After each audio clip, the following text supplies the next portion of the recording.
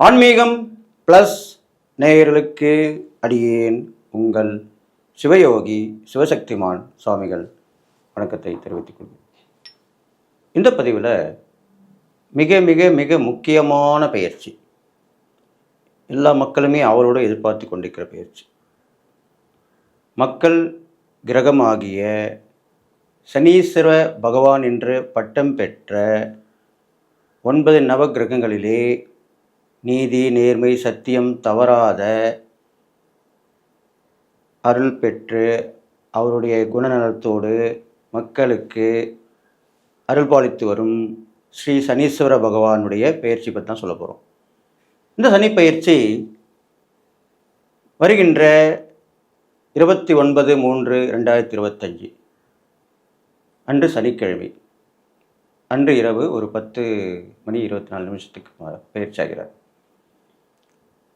எப்பொழுதுமே இரவில் பயிற்சி ஆகக்கூடிய கிரகங்களுக்கு பகலில் தான் செய்வார்கள். அந்த நேரத்திலே மக்கள் யாரும் வரமாட்டார்கள்.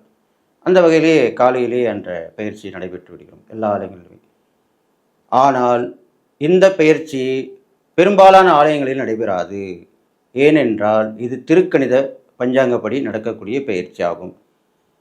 எப்பயுமே கோவிலில் வாக்கிய பஞ்சாங்கப்படி தான் பயிற்சி செய்வாங்க. அது அடுத்த வருஷம் தான் வருது. திருநள்ளாறுலையும் அடுத்த வருஷம் தான் அந்த பயிற்சி செய்வாங்க. இருந்தாலும் இப்போ திருக்கணித பிரகாரம் அந்த வழக்கப்படி நடைபெறும் சில ஆலயங்கள், இப்போ ஜோதிடர் எல்லாமே நிறைய பேர் ஜோதிடர் வந்துட்டாங்க. அப்போ ஜோதிடர்கள் எல்லாமே பெரும்பாலும் இப்போ திருக்கணிதம் தான் பார்த்துட்டு இருக்காங்க. இன்னும் அந்த காலத்தில் கையில் எழுதி ஜாதக எழுதி மனக்கணக்கு போட்டு எல்லாம் பண்ணுது. இப்போ கம்ப்யூட்டர் இருக்குமா போயிடுச்சு, ஃபோன்லேயே பண்ணிட்டாங்க எல்லாமே. ஸோ அதுக்கு அந்த காலத்துக்கு ஏற்ற மாதிரி மாறிக்கிட்டு தான் ஆகணும். இருந்தாலும் திருக்கணித படி சொல்லும் பொழுது அது கரெக்டாக தான் இருக்கும், அக்யூரேட்டாக தான் இருக்கும். கால்குலேட் பண்ணி தான் சொல்கிறோம். அஸ்ட்ரானமி சம்மந்தப்பட்டது தான், வானியல் சாஸ்திரத்தை வச்சு தான் சொல்லி பஞ்சாங்கம் கணிக்கப்படுகிறது. அது மூலிமா சொல்லப்போம். ஸோ அதனால் உங்களுக்கு குழப்பம் வேண்டாம். இந்த பயிற்சியோட பலனும் கரெக்டாக தான் இருக்கும். அடுத்து ஒரு வாக்கிய பஞ்சாங்கப்படி பயிற்சியும் கரெக்டாக தான் இருக்க போகுது. அதனால் நீங்கள் கவனமாக கேட்டு நான் சொல்லக்கூடிய பலாபலன்கள், வழிபாடு முறைகள், பரிகாரங்கள், தான தர்மங்கள், 12 ராசிக்கு என்னென்ன செய்யணும் எல்லாமே சொல்ல போகிறேன். கவனமாக கேட்டு நடந்துக்கணும்னு சொல்லிட்டு என்னுடைய குரு அழைப்பு கவனிங்க. ஓம் குருப்யோ நம நற்பவி நற்பவி நற்பவி. ஓம் காஞ்சிவாசாய வித்மகி சாந்தரூபாய தீமகி தன்னோ சந்திரசேகர பிரச்சோதயாத். ஆத்மன மகாகாளி. ஓம் காளிகாசாய வித்மகி மசான வாசின்ன தீமகி தன்னோ அகோர பிரச்சோதயாத். இந்த உபாசன மகாவாராகி. ஓம் அகிஷத் பஜாய வித்மகி சண்டகஸ்தாத் தன்னோ வாராகி பிரச்சோதயாத்.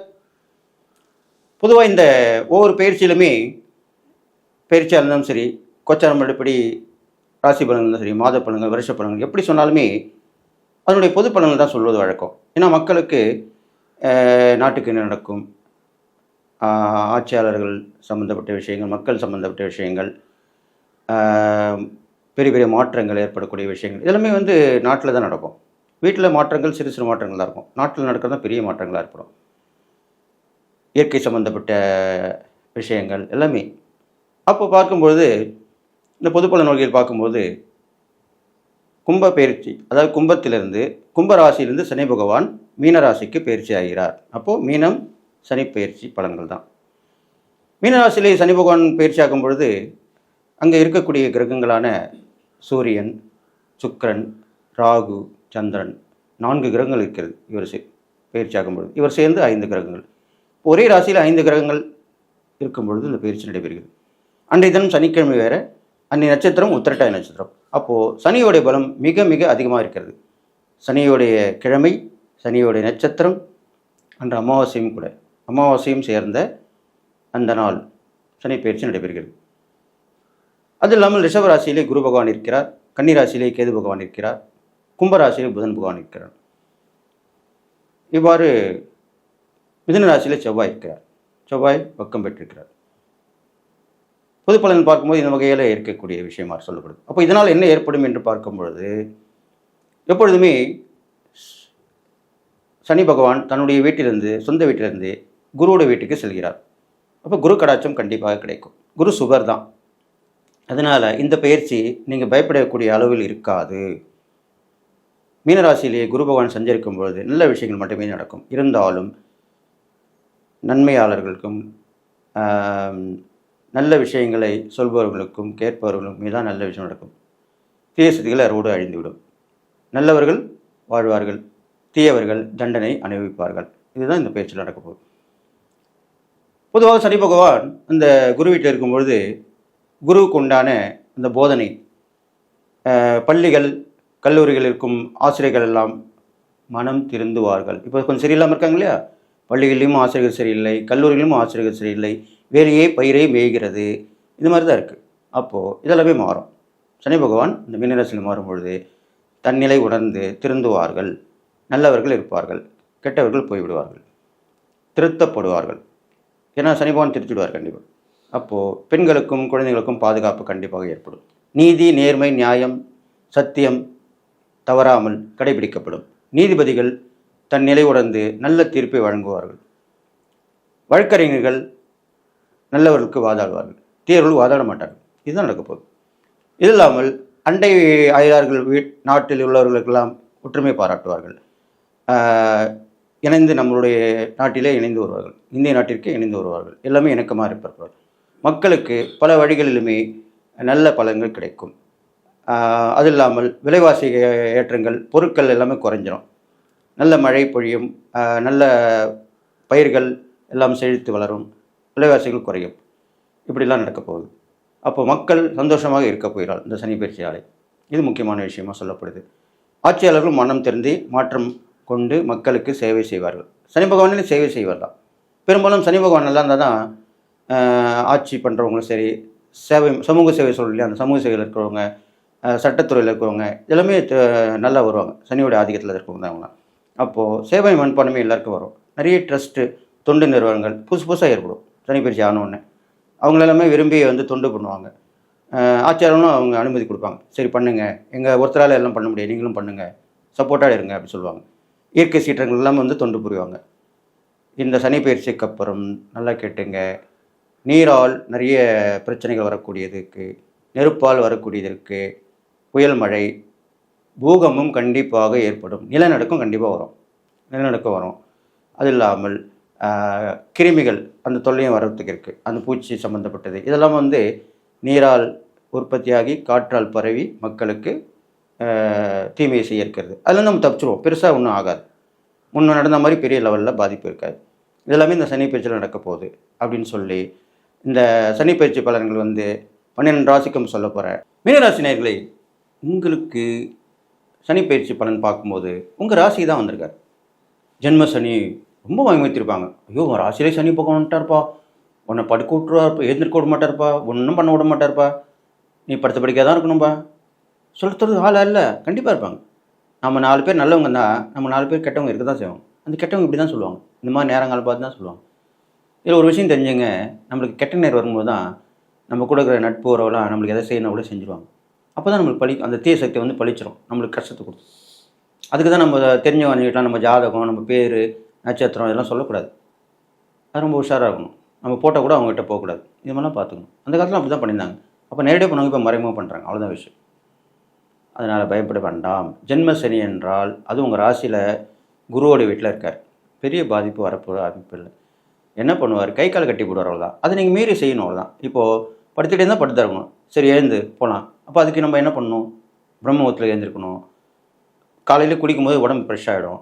அப்போது அதுக்குண்டான முன்னோர்கள் சொல்லிட்டு போயிருக்காங்க, காலைல தண்ணி ஊற்றினா உடம்புல ஆரோக்கியம் வந்துடும், சுறுசுறுப்பாக இருக்கும். ஒரு வாக்கிங் போயிட்டு வாங்க, டக்குன்னு ஒரு எக்ஸசைஸு, யோகா, தியானம், தவம் இப்படிலாம் பண்ணுங்கள். இறைசக்தியை வேண்டி வாங்கிட்டு வாங்க, குருமாரை தேர்ந்தெடுத்து வாங்கிட்டு வாங்க. நீங்கள் உங்கள் ராசிக்கு பார்த்தீங்கன்னா ஒரு குரு வழிபாடு பண்ணால் அவ்வளோ விசேஷமாக சொல்லப்பட்டிருக்கு.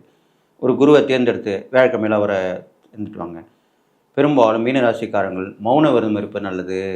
ஏன்னா நீங்கள் அதிகமாக பேசக்கூடியவங்க. அதனால் உங்களுக்கு சனிக்கிழமையில் மௌனதம் இருங்க. காலையில் 6லேருந்து சாயந்தரம் வரைக்கும். மொத்தமாக முடியலையா, நான் வேலைக்கு போகிறேன், என்னால் இருக்க முடியாது அப்படின்னா காலையில் 1.5 மணி நேரம், சாயந்தரம் 1.5 மணி நேரம். 1.5 மணி நேரம்னா 6 மணிக்கு முன்னாடி, 4லேருந்து 6. அதே மாதிரி காலையில் 6லேருந்து ஒரு 7:30 அப்படி வச்சுங்க. அப்போ இந்த 3 மணி நேரம் பண்ணால் கூட போதும்.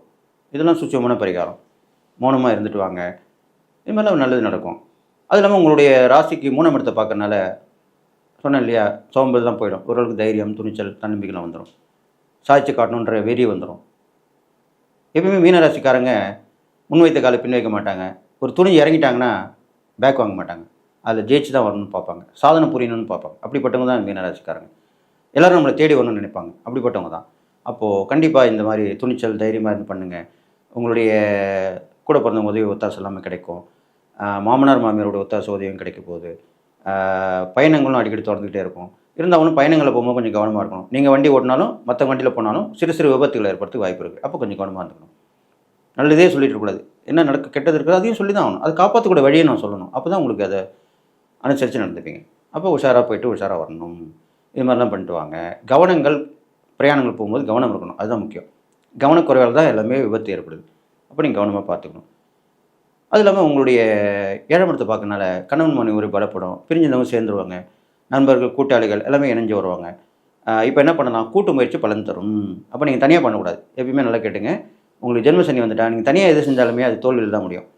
ஒரு நல்ல நட்பு, நல்ல உறவினர்களை கூட வச்சுக்கிட்டு அவங்க மூலிமா செய்யக்கூடிய எது விஷயங்கள் எது வந்தாலும் கண்டிப்பாக சக்ஸஸ் ஆகும். கூட்டு முயற்சி பலிதம் தரும் அப்படின்னு சொல்லப்படுது. அப்போ கண்டிப்பாக அதில் வெற்றி பெற்றுருவீங்க. அது இல்லாமல் உங்கள் 10ஆம் இடத்தை பார்க்கறனால தொழில், உத்தியோகம், வியாபாரம் நல்ல கண்டிப்பாக முன்னேற்றமாகும். தொழிலில் வியாபாரமாக முன்னேற்றம் கிடைக்கும். இடத்த மாற்றுவீங்க. பிரான்ச்சஸ் புதுசாக ஒரு பிரான்ச் ஓப்பன் பண்ணி அதில் வெற்றி பெறுவீங்க. சக்ஸஸ் ஆவீங்க. தொழிலில் அது மாதிரி இதெல்லாமே கூட்டு முயற்சியால் தான். நல்லா கேட்டுங்க. நீங்கள் தனிப்பட்ட முயற்சி இருக்கக்கூடாது. கூட்டு முறையில் சேர்ந்து பண்ணிங்கன்னா கண்டிப்பாக வெற்றி பெறுவீங்க. அந்த சரி கூட்டாளி உங்களுக்கு செட் ஆகலையா? கணவனை தான் மனைவியை சேர்த்துக்கலாம். மனைவியாக இருந்தால் கணவனை சேர்த்துக்கலாம்.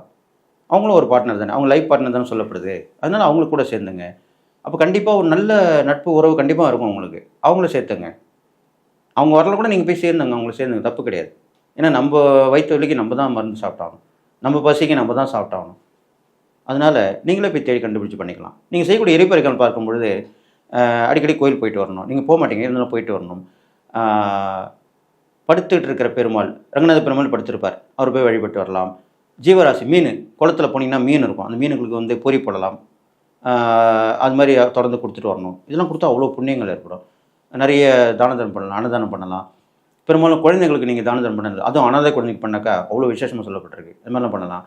ஜீவ சமாதி தரிசனம் கண்டிப்பாக நீங்களும் போயிட்டு வரணும். அப்படி போயிட்டு வந்தீங்கன்னா கண்டிப்பாக அதனுடைய மாற்றங்கள் ஏற்படும். நிறைய தான தர்மம் பண்ணிட்டு வாங்க. குழந்தைங்களுக்கு நிறைய தேவையானது, படிப்புக்கு தேவையானது உபகரணம் செய்யலாம்.